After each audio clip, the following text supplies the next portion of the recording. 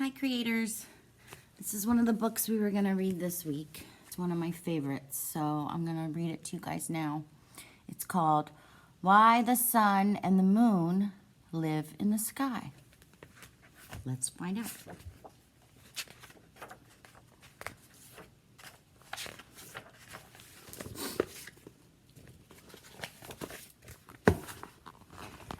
Many years ago, the sun and water were great friends, and they both lived on the earth together.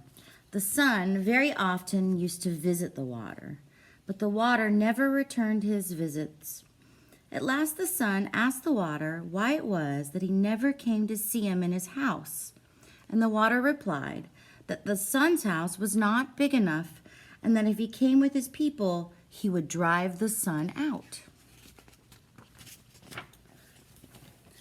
The water then said, I think that's the sun and that's the water. The water then said, if you wish me to visit you, you must build a very large house.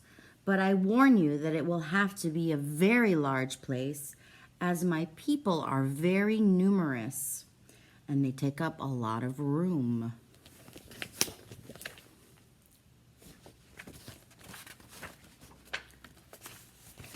The sun promised to build a very large house, and soon afterwards he returned to his wife, the moon, who greeted him with a broad smile.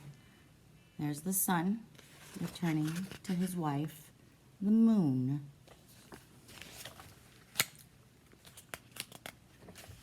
The sun told the moon what he had promised the water, and the next day he began building a large house in which to entertain his friend.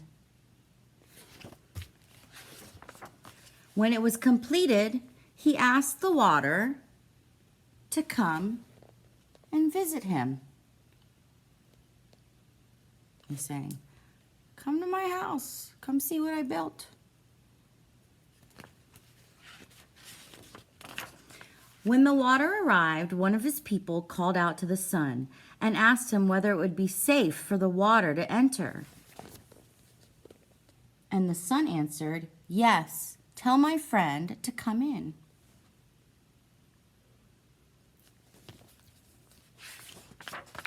The water then began to flow in, accompanied by the fish and all the other water animals. The water going into the sun's house.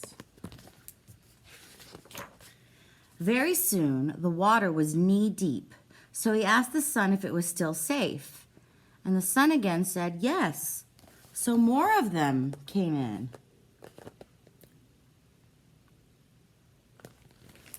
When the water was level with the top of a man's head, the water said to the sun, do you want more of my people to come?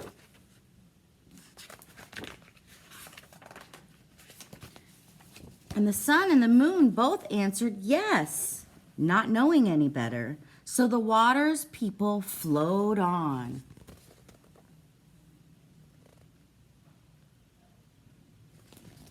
Until the sun and the moon had to perch themselves on top of the roof. See, they're sitting up on the roof. There's not enough room in their house anymore. All of the water is inside. What do we call that? Anybody remember? There's too much water. It's called a flood. Again, the water addressed the sun. He received the same answer, so more of the people rushed in.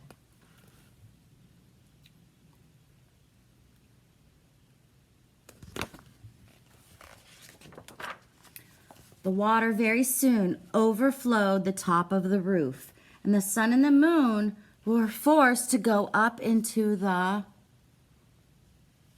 sky. And that is where they have remained ever since. Now, do we think that's a true story or a pretend story? Is the water a person? Is the sun really a person? Is the moon really a person? Think about it. Is it fact or fiction?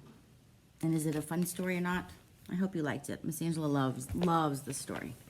All right, I'll talk to you guys again soon.